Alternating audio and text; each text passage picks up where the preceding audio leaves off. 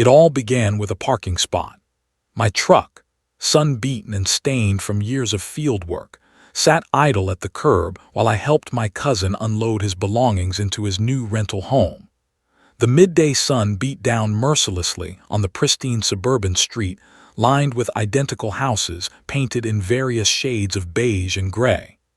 I had only been in town for 24 hours, still learning the quirks of the HOA-run neighborhood my cousin had moved into. I hauled another heavy box from the truck bed when I heard the aggressive clip of heels against concrete. Turning around, I saw her approaching, a woman in her 50s with a highlighted bob that seemed carved from stone, designer sunglasses perched high on her nose, and nostrils flaring like a bull ready to charge.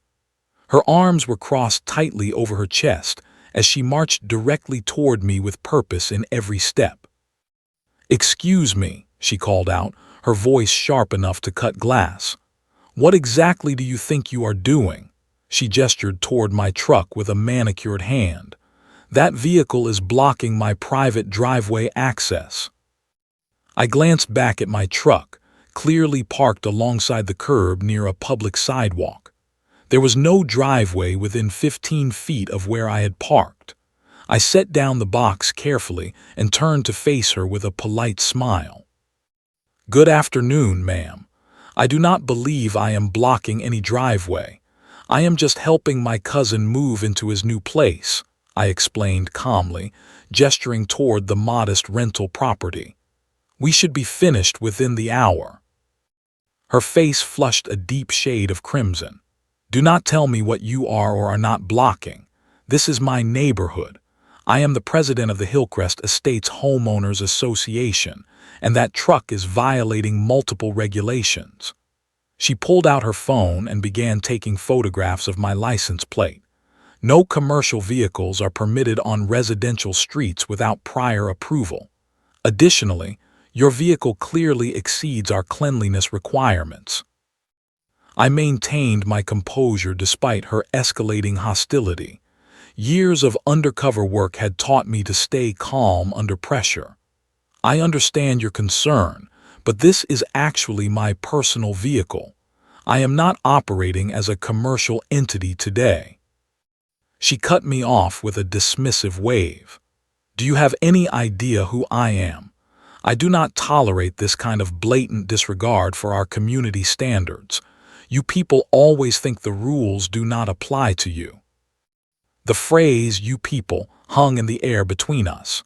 My cousin, who had emerged from the house upon hearing the commotion, shot me a worried glance. He was new here and clearly concerned about making waves. "Listen, ma'am," I said, maintaining an even tone. "I am not looking for any trouble. If there is a specific parking regulation I am violating, I would be happy to move my vehicle." Her eyes narrowed behind her designer frames. "Too late for that. The violation has already been committed." She turned on her heel and stormed back toward her house, her voice carrying across the quiet street. "I am calling the HOA Enforcement Committee right now, and the police. They will tow that eyesore immediately." My cousin approached me, anxiety written across his face. "Man, I am sorry about this. That is Karen Westfield. She runs the HOA with an iron fist.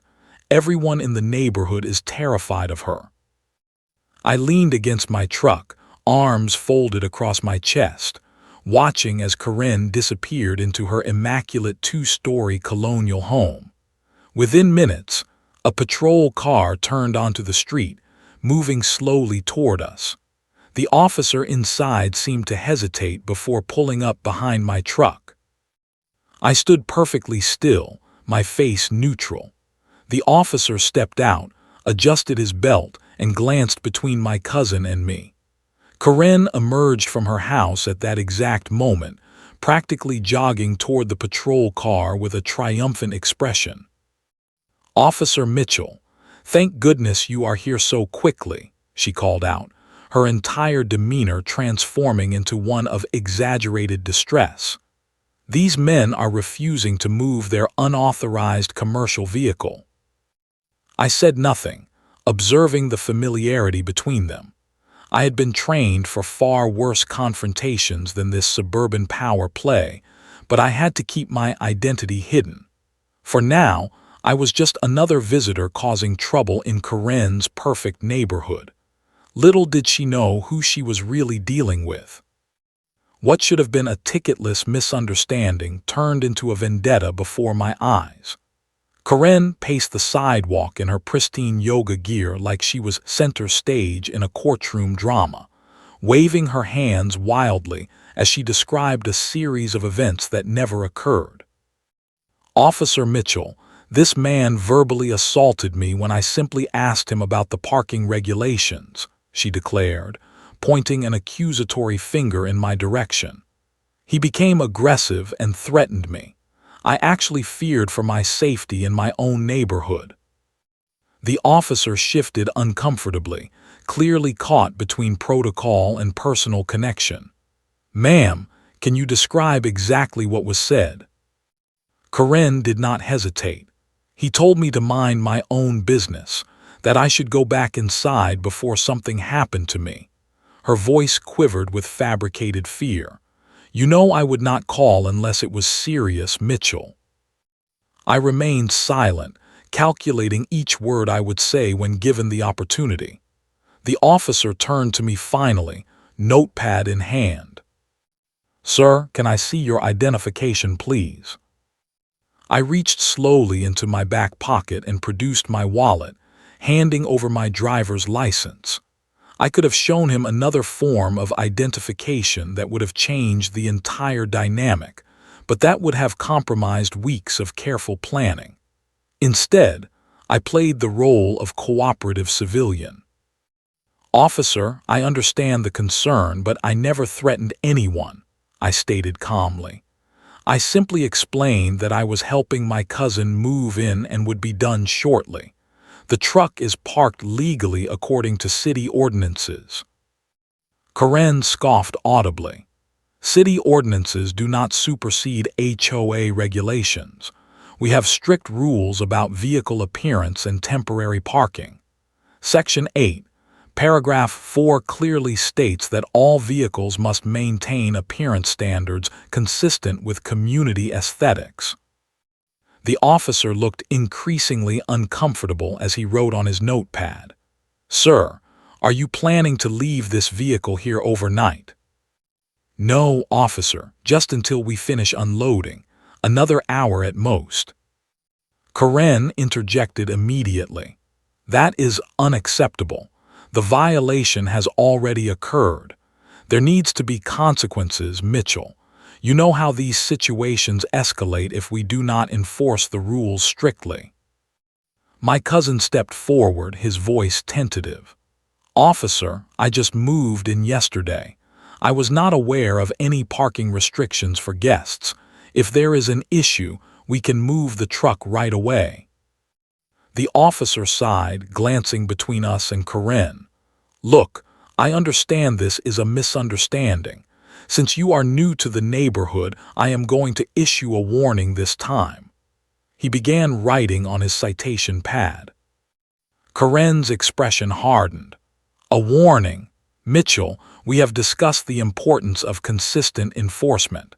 This vehicle clearly violates multiple neighborhood standards. It needs to be towed immediately." The officer avoided her gaze as he tore off the warning slip and handed it to me. "Please move your vehicle as soon as possible, sir, and familiarize yourself with the HOA regulations while visiting." Karen stood with her arms crossed tightly, fury radiating from her rigid posture. "This is completely unacceptable. I will be discussing this with Captain Hargrove immediately. We cannot have selective enforcement undermining our community standards." The officer nodded politely but said nothing further before returning to his patrol car. As he pulled away, Karen turned toward me, her voice dropping to a threatening whisper. "You think you won something here, but you have no idea what you have just started. Nobody disrespects me in my own neighborhood and gets away with it." She spun on her heel and marched back toward her house, pulling out her phone as she went. My cousin exhaled sharply once she was out of earshot. "Man, you need to watch out for her. She has gotten residents evicted for much less than this," he warned, his voice low. "She has the HOA board in her pocket and connections all over town. That woman is seriously dangerous when she feels slighted." I nodded silently, taking mental notes of every detail. The officer's name, Karen's full name visible on her designer mail box, her license plate visible on her luxury SUV parked in the circular driveway, the house number, the specific HOA regulations she had cited. It was professional habit, impossible to break after years of undercover work. "Let us finish unloading and then I will move the truck," I told my cousin calmly. "Do not worry about it." Later that afternoon, I relocated my truck precisely 2 feet forward, still legally parked but now in clear view of Karen's front window. From behind her curtains, I could see her watching, her expression a mask of smug satisfaction. She believed she had won the first round. She had no idea that the real game had not even begun. Justice is not always loud. Sometimes it begins in silence, behind closed doors, on a laptop in the dead of night. While my cousin slept, I sat at the kitchen table, the blue glow of my computer screen illuminating my focused expression. I had spent years building a network of connections across multiple law enforcement agencies. Tonight, I would put them to good use. A text message to an old colleague granted me access to public records that most civilians would take weeks to obtain. HOA meeting minutes, complaint filings, property disputes, all available with a few keystrokes. I scanned through years of documentation, and a disturbing pattern began to emerge. Karen Westfield had not just targeted me. Her name appeared in complaint after complaint, always against residents who fit a specific profile: minorities, veterans, single parents, elderly residents on fixed incomes. Anyone who lacked the resources or connections to fight back effectively. The HOA board votes consistently sided with her, often by narrow margins that suggested intimidation rather than consensus. I created a digital map plotting the targets of her harassment throughout the neighborhood. The pattern was undeniable. The official reason for complaints varied: improper lawn maintenance, unauthorized decorations, unapproved paint colors, but the targets remained consistent. Different pretexts, same prejudice. When morning came, I began a walking tour of the neighborhood, coffee cup in hand, appearing like any other visitor enjoying the suburban scenery. My first stop was the home of an elderly Vietnamese man whose garden had been cited for exotic vegetation inconsistent with neighborhood aesthetics.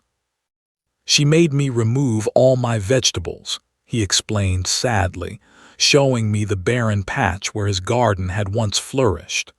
"40 years I have grown food for my family. Here, they say it looks bad for property values. $300 in fines before I gave up." My next visit was to a single mother whose children's basketball hoop had been forcibly removed. Karen said it was an eyesore and a noise violation, she explained, her voice tight with contained anger. "My boys have nowhere to play now. When I complained, she suggested I take them to the community center 5 miles away. We have 1 car and I work 2 jobs." Each story followed the same pattern: selective enforcement, excessive penalties, and personal vendettas disguised as community standards. But the most revealing conversation came from an elderly widow whose garden gnome collection had been deemed tacky and detrimental to neighborhood appeal. "It is not just the rules," she confided, inviting me into her immaculate home decorated with photos of her late husband in military uniform. "It is the money. Karen runs this beautification fund that all board members contribute to, but nobody knows where the money actually goes. When I refused to donate, suddenly my gnomes were violating Section 12 of the bylaws. I recorded our conversation discreetly, with her permission. "Would you be willing to make an official statement about this fund?" I asked carefully. The fear in her eyes answered before her words did. "I cannot afford the fines if she retaliates. My Social Security barely covers my existing expenses." That afternoon, I compiled everything I had gathered: recordings, photographs, testimony, public records, and began building a case file. I sent anonymous complaints to 3 different local news outlets, attaching just enough evidence to pique their interest without revealing my hand. While I waited for responses, I continued my investigation. I installed a small, legal security camera on my cousin's property, angled to capture the street and front yard. If Karen attempted anything, it would be documented. That evening, a new violation notice appeared on my cousin's door. This time, it claimed that my truck, which I had moved to an entirely different location, was still in violation for being a permanent eyesore and potential environmental hazard due to apparent fluid leakage. I checked under my truck. The pavement was bone dry. I checked my security footage. It clearly showed Karen herself approaching the house, violation notice in hand, no inspection of any vehicle performed. The game had changed. Karen was not just a power-hungry HOA president. She was actively falsifying violations to target specific residents. What had begun as an annoying encounter was revealing itself to be something far more sinister: systematic discrimination and possible financial fraud, all sheltered behind the seemingly benign structure of a homeowners association. I returned to my laptop, adding the new evidence to my growing file. Karen believed she was untouchable, protected by her position and connections. But she had made a critical mistake. She had targeted someone who knew exactly how to build a case, piece by piece, until it became undeniable. And I was just getting started. The morning air tasted bitter as I stepped onto the front porch and found yet another violation notice taped to my cousin's door. This one accused me of damaging protected shrubs in the common area, shrubs I had never even approached. I pulled the notice down, adding it to my growing collection of fabricated offenses. My cousin emerged from the house, his expression grim. "This is getting out of hand. She is really coming after you." "It is not just me," I replied, scanning the perfectly manicured neighborhood as residents hurried to their cars, avoiding eye contact with each other. "She has built an empire of fear here. Nobody talks to their neighbors. Nobody challenges anything." I headed toward my truck, planning to move it yet again to avoid giving Karen any legitimate reason for complaint. As I approached, I stopped short. All 4 tires lay flat against the pavement, deep slash marks visible in the sidewalls. This was no accidental damage, no random vandalism. This was targeted intimidation. A neighbor watering his impeccably trimmed hedges glanced nervously in my direction before approaching. "The cameras on the street corner might have caught who did this," he suggested quietly, looking around to ensure no one overheard. "But do not get your hopes up. The HOA controls the footage, and recordings tend to go missing whenever something happens to Karen's targets." I nodded my thanks for the information. "This happens often."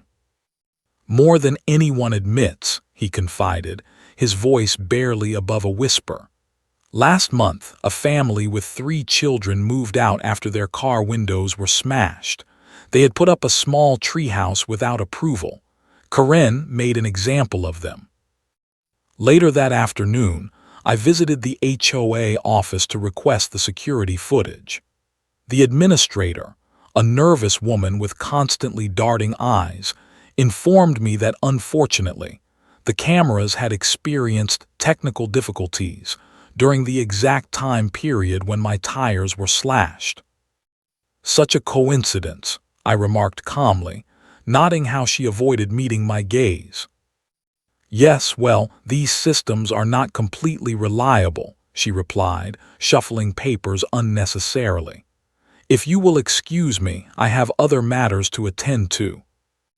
As I turned to leave, she called after me in a hushed tone. Just so you know, Karen has been telling board members that you present a safety risk to the community. She's suggesting your presence might lower property values. I thanked her for the information and walked back to my cousin's house, processing this new development. The escalation was happening faster than I had anticipated. Karen was not just targeting me with violations. She was actively working to label me as a threat. My suspicions were confirmed when my cousin received an official letter from his landlord that evening. The message was clear. The HOA was pressuring him about his problematic guest and suggesting that his lease agreement could be in jeopardy if the situation continued. "This is ridiculous," my cousin exclaimed, throwing the letter down on the kitchen counter. "You have done nothing wrong. They cannot force me to kick you out." But we both knew they could. HOA agreements contained clauses that could make a resident's life unbearable if the board decided to target them. Fines could accumulate, essential services could be delayed, and landlords who depended on good relationships with the HOA would ultimately cave to the pressure. I made a decision. There is a community board meeting tomorrow night. I am going to attend. My cousin's eyes widened. "Are you sure that is a good idea? Karen will be running the meeting. She will not let you speak." "I do not need her permission," I replied, continuing to build my case file on my laptop. "I just need to be present, to observe, and to be observed." The community center was packed the following evening. Residents sat in uncomfortable folding chairs, their postures revealing their reluctance to be there. Karen stood at the podium like a judge presiding over her courtroom, flanked by board members who appeared to be extensions of her, rather than independent representatives. When the floor opened for community concerns, I raised my hand. Karen's eyes narrowed when she saw me, but she could not ignore me without making her targeting obvious. "The chair recognizes the guest in the back," she said, her voice dripping with forced civility. "Please state your name and your concern." I stood slowly, aware of every eye in the room. "My name is Michael Reeves. I am staying with my cousin at 1432 Oakwood Drive. I would like to address the increasing number of unfounded violations being issued against this property, as well as the suspicious damage to my vehicle that occurred after these disputes began." A murmur rippled through the room. Karen's knuckles whitened as she gripped the podium. "This is not the appropriate forum for personal grievances," she cut in sharply. "If you have specific concerns about violations, you need to follow the proper appeals process outlined in Section 23 of the bylaws." "I have reviewed the bylaws," I replied evenly. "I have also reviewed the pattern of selective enforcement that appears to target specific residents in this community." Karen's face flushed. "You are out of order. This meeting follows Robert's rules, and you are not even a homeowner in this association. Your comments are inappropriate and borderline hostile." Several board members nodded in agreement. The residents remained silent, watching the confrontation with uncomfortable fascination. "I understand," I replied, allowing a slight edge to enter my voice. "But you should understand that actions have consequences. Patterns become evidence, and nobody remains untouchable forever." A hushed silence fell over the room. Karen's expression hardened into a mask of fury and indignation. "This meeting is moving on," she declared, turning away from me dismissively. "Next item on the agenda." As I took my seat, I noticed several residents glancing at me with something I had not seen before in this neighborhood, a flicker of hope. Outside the meeting hall, my cousin confronted me. "What were you thinking? She is going to come after both of us now, twice as hard." "That is exactly what I am counting on," I replied quietly. "Sometimes you have to draw the predator into the open before you can stop them." I did not tell him the rest of my plan. I did not tell him that the confrontation had been recorded, that witnesses had seen Karen's reaction, that each step was building toward an inevitable conclusion. The war had officially begun, and Karen had no idea who she was really fighting. There is a different kind of adrenaline that comes when you set a trap, not to harm, but to expose. In the week following the community meeting, I implemented phase 1 of what I had come to think of as Operation Exposure. Years of undercover work had taught me that the most effective way to bring down a corrupt system was to let it incriminate itself. I purchased 3 discrete security cameras, legal, high definition, and virtually undetectable unless you knew exactly what to look for. I placed one inside my truck, angled toward the windshield. Another I mounted under the porch eave of my cousin's rental, disguised as a small motion detector. The third I positioned at the property line facing the street, hidden within a decorative garden stake. "Are you sure this is legal?"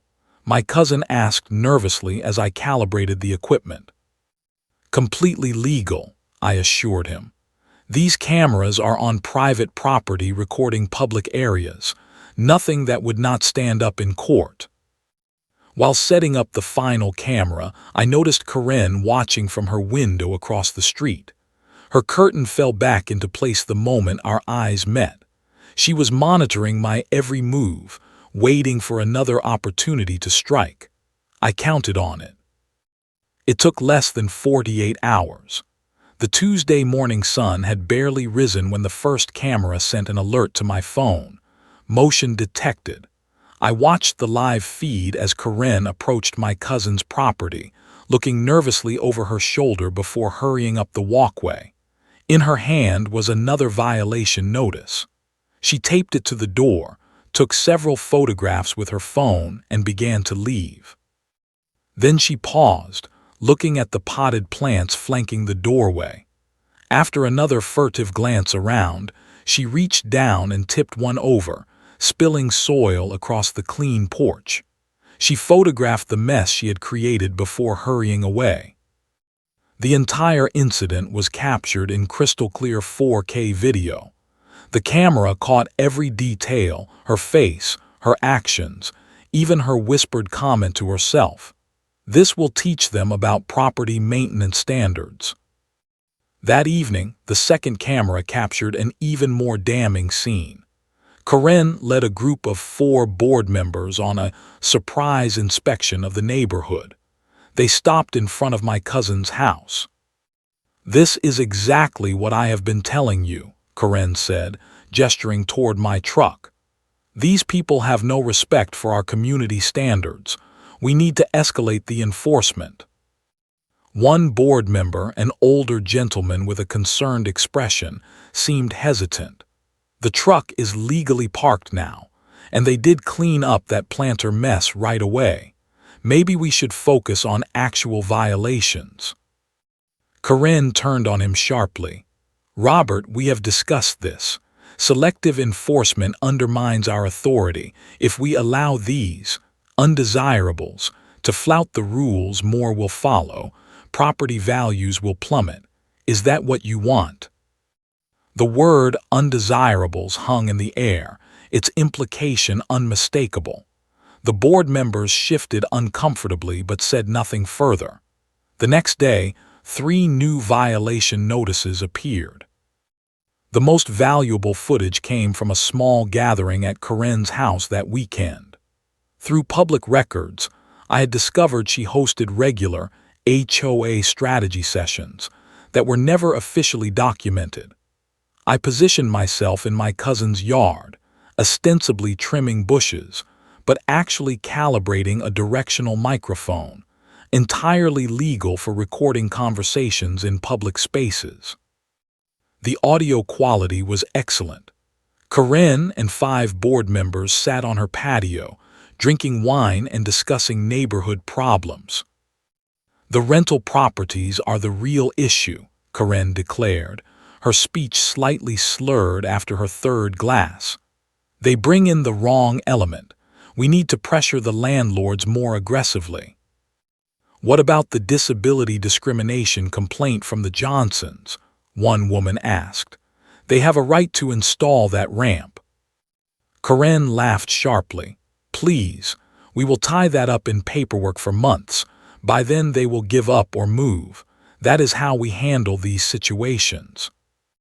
I compiled all the footage into a comprehensive digital file, organized chronologically and annotated with relevant HOA bylaw violations. I sent it anonymously to 3 local investigative journalists with a simple message: HOA president abuses power, targets minorities and vulnerable residents. Most news outlets ignore such tips, but Karen had made another enemy I did not know about: a reporter whose elderly mother had been forced out of the neighborhood 2 years earlier after a similar campaign of harassment. The call came on Thursday morning. "This is Andrea Martinez from Channel 8 News. I received your footage about the Hillcrest Estates HOA. I would like to talk more." I agreed to meet, without revealing my full identity just yet. Meanwhile, I contacted my former precinct, speaking with a trusted colleague about filing formal complaints through official channels. The wheels of justice turn slowly, but they turn inexorably when properly set in motion. Karen remained completely unaware. Her campaign of harassment continued, growing bolder with each passing day, adding more evidence to my growing case. She believed herself untouchable, protected by her position and connections. She had no idea that the net was already closing around her. The house of cards came crashing down on a Tuesday evening. The footage aired at 6 p.m. sharp, prime-time local news. HOA power trip, abuse of authority in Hillcrest Estates, proclaimed the headline as Andrea Martinez's investigation unfolded on screens across the city. Karen's face appeared, captured perfectly by my hidden cameras. Her voice, unmistakable and unaltered, played as she tipped over the planter and planted false evidence. The segment showed her using discriminatory language about undesirables, fabricating violations, and admitting to targeting specific residents unfairly. The report was devastating in its simplicity. No dramatic narration was needed. Karen's own actions and words provided all the evidence necessary. The segment concluded with interviews from past victims: the elderly Vietnamese gardener, the single mother, the veteran forced to remove his flag display, all sharing similar stories of targeted harassment. I watched from my cousin's living room as my phone began to buzz with messages. Neighbors were texting my cousin, asking if he had seen the news. The community Facebook group exploded with comments, many from residents finally finding the courage to share their own experiences with Karen's reign of terror. By morning, a crowd had gathered in the community center parking lot. Signs appeared, demanding Karen's resignation. Board members began issuing hasty statements distancing themselves from her decisions.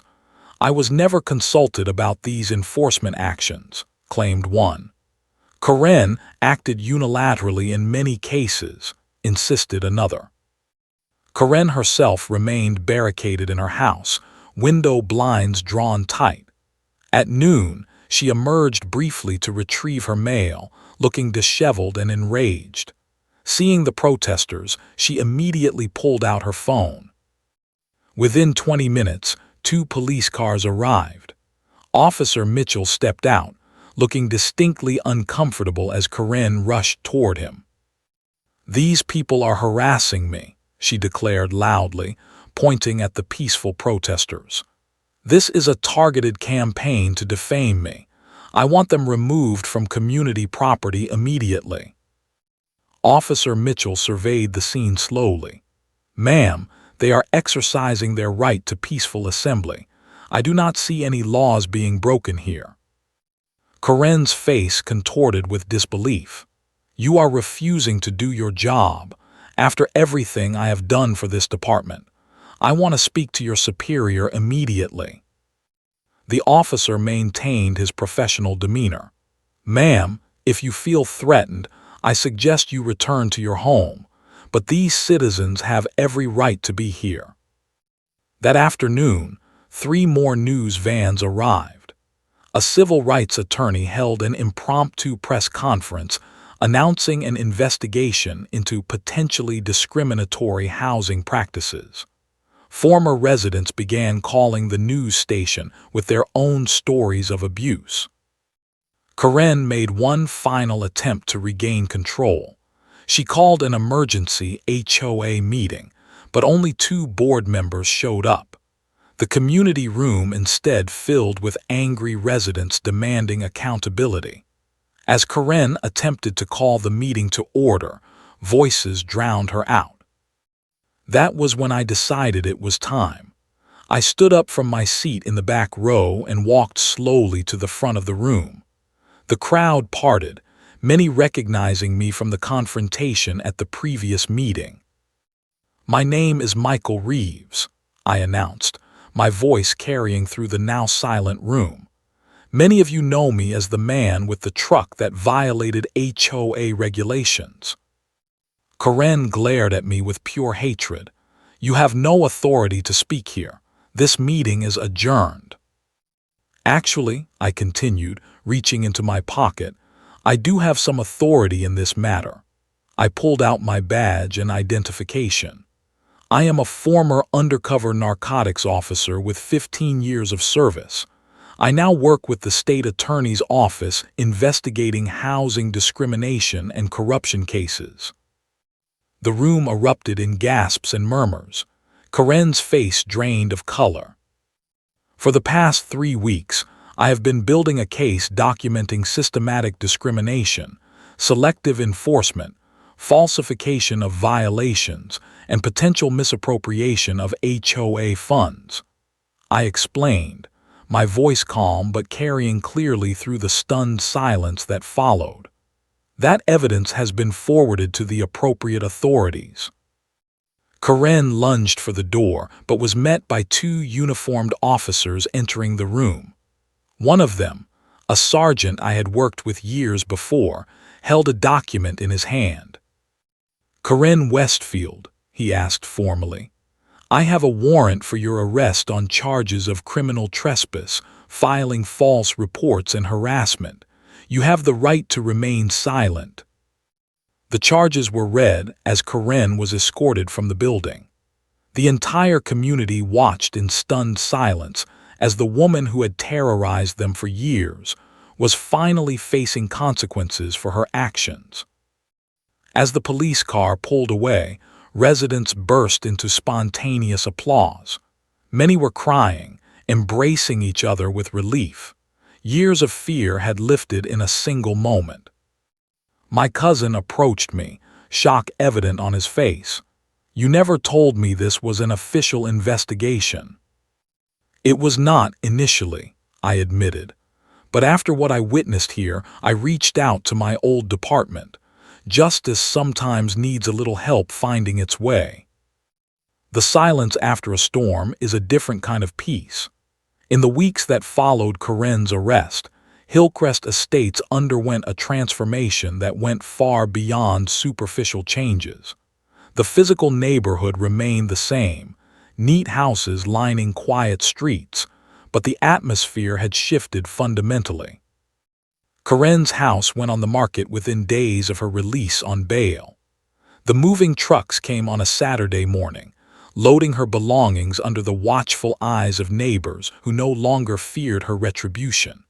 She departed without speaking to anyone, her empire of rules and fear collapsing like a house built on sand. The HOA board dissolved itself completely, acknowledging its failure to protect residents from abuse of power. A community meeting was held to elect new representatives, this time with transparent voting and clear term limits. Residents who had previously remained silent out of fear now stepped forward, volunteering to create a more equitable system. The newly elected board's first action was to review and revise the community bylaws, eliminating vague regulations that had allowed for selective enforcement. Aesthetic standards became objective criteria rather than subjective judgments. Appeal processes were simplified and made accessible to all residents. Several board members approached me about joining the leadership team. I declined politely. "I am not interested in holding power," I explained. "I just want to see justice done." My cousin's landlord called personally to apologize for the eviction threat, offering a reduced rent for the remainder of his lease. The rental agreement was amended to protect him from future HOA interference beyond reasonable community standards. Throughout the neighborhood, small acts of defiance bloomed into expressions of individuality. The elderly gardener replanted his vegetables. The single mother reinstalled her children's basketball hoop. The veteran displayed his flag proudly. Gardens grew in previously barren lawns. Fences were painted in tasteful but varied colors. Children played freely in front yards without fear of violation notices. Families that had barely spoken to one another began hosting community gatherings. A monthly potluck dinner started in the community park, bringing together residents from all backgrounds. The silence of fear had been replaced by the sounds of community. Legal proceedings against Karen continued. The evidence I had gathered led to multiple charges of harassment, falsification of documents, trespassing, and misappropriation of funds. The investigation revealed that the beautification fund had indeed been funneled partly into Karen's personal accounts.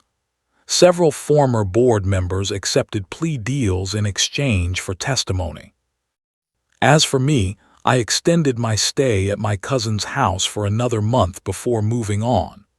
My truck remained parked exactly where it had been, no longer an object of contention, but a symbol of the stand that had initiated change. On my final evening in Hillcrest Estates, I sat on the front porch watching the sunset. Neighbors walked by, waving and calling greetings. Children rode bicycles freely down the sidewalks. An elderly couple strolled hand in hand, pausing to admire a garden they had planted after years of restrictions. My cousin joined me, handing me a cold drink. "You know, when I asked you to help me move in, I never expected all this." I smiled, looking out at the peaceful scene before us. Sometimes justice wears a badge. Sometimes it drives an old truck and knows when to press record. I raised my glass in a silent toast to the neighborhood that had found its voice again. The financial investigation would continue for months. The civil rights lawsuits would likely drag on for years.